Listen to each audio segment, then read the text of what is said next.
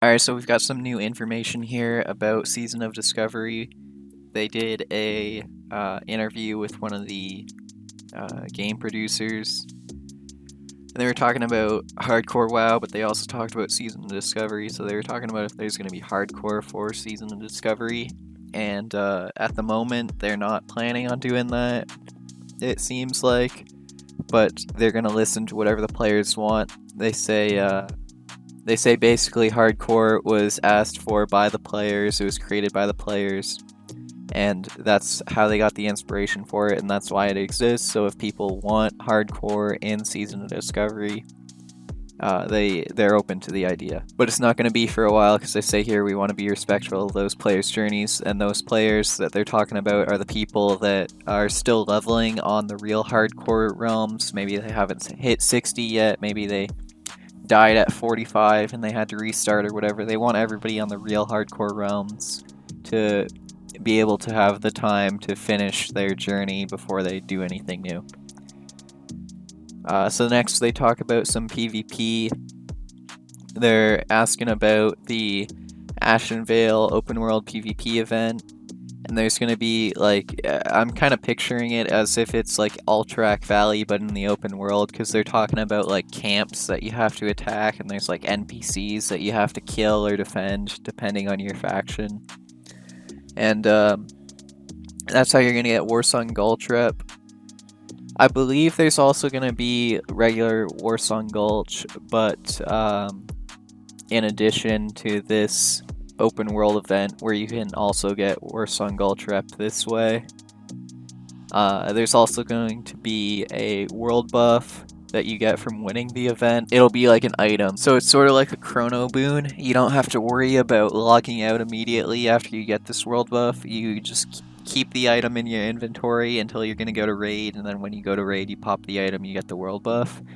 So that's the world buff I was talking about in the other video. If you haven't watched my first video on talking about what Season of Discovery is, then I'd recommend you go check that one out. I'll leave a link in the description. They also talked about there's going to be mounts that you can use within Ashenvale. Since, of course, the level cap is going to be 25, we won't have mounts until 40. So they're talking about mounts that you can use specifically for Ashenvale PvP only, or just Ashenvale in general, since that's where the raid's going to be. The Black Fathom Deeps is in Ashenvale. They also talk about the potential of turning Ajara into the 40-40 or 40 versus 40 map that they were gonna do in the beta for World of Warcraft. That was scrapped content. So they talk about that being a potential thing that they might approach. So in the next section here, they're talking about phases and balance. So since we're only at level 25 at the start, they wondered if you can go into the higher level zones and find runes that are like a level 50 rune. Because I presume some of the runes are going to be gated behind a level because the abilities they interact with or whatever aren't going to be applicable at the start. They're wondering if you could like team up with like 20 guys and then go take 20 level 25s into Tenaris or wherever and like go to the Cavern of Times and like find the rune there. They're saying that the higher level zones, the runes from those higher level zones won't be available at the start of the game, but the higher level zones themselves will be. There's the potential that you could get a quest that's high level for 25. Say it's like a level 30 quest, but you can technically pick it up at level 25. And it gives a item with no level restriction on it. That could potentially be what our biz looks like. You're gonna go party up with however many other people and do those high level quests to get your bis that is like 5 or 10 levels above where you're supposed to be at gear wise. So that's kind of interesting.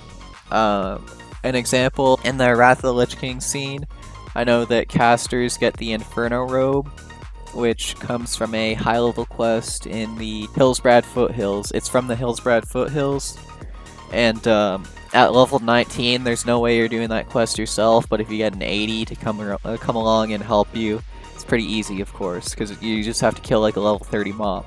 But for a level 19, you can't do that. So, and then the Inferno Robe it has the stats as if it was a level 35 or above item, because you can apply all the enchants that say max level 35 on them, or minimum level rather. You can apply like 150 health onto it, which you can't on regular level 19 loot because it's not high enough gear level. So that's just an example of something in Wrath of the Lich King that you do for twinking. I assume it's going to be similar to what may happen in Season of Discovery once people figure out what quests you can do to get BIS items that are above their statted item level, or it comes from a quest that is hard to do for one person, but if you have 10 people, it's more realistic to go kill that level 32 mob or whatever. So that's going to be interesting for people to find out. They're also talking about they're going to do their best to do balance, which it's Blizzard, so if something's broken, anybody that's played Diablo 4 knows that if something's broken, they're not going to fix it, they're going to let it be shit. And if there's any OP class, then that class is probably going to stay OP for at least like 2 to 3 months before anything is done about it. But at least they're saying the right things, which is something that I can be positive about, I guess. But I think Season of Discovery as a whole is just going to be like an arcade mode. Like, it's just crazy all around, so I don't really care if there's some stuff that's broken, you know. If you're going for a balanced hardcore raiding scene, just go play Retail. Retail's really hard and it has really good balance, so if you're a classic Andy that's worried about balance in Season of Mastery or Season of Discovery, then you're just you're trolling, from my opinion. But regardless, let's go on to the next point. They're talking about making mobs in the open world harder because runes will make it easier to level. I don't really care about this stuff. I think that's kind of weird that they worry so much about the open world. But, I mean, for some people, leveling is the entire game. So I guess more power to them. Then here they're talking about the future of Season of Discovery once we hit that level 60 phase and tier sets.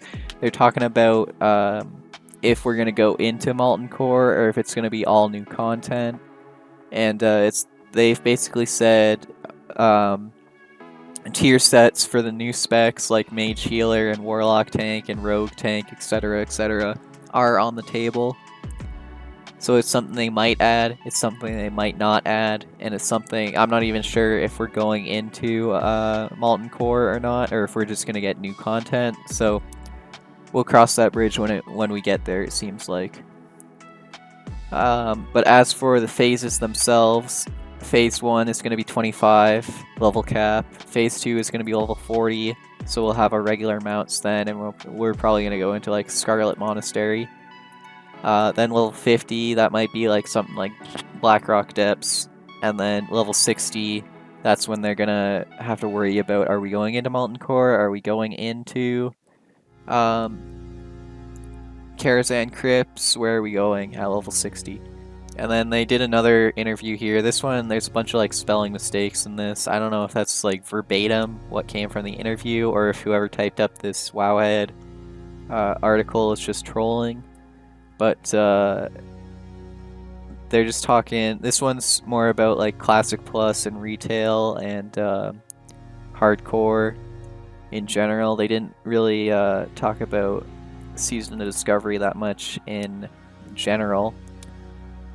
But they did say here the first level cap is 25 with Black Fathom Deeps, next is 40.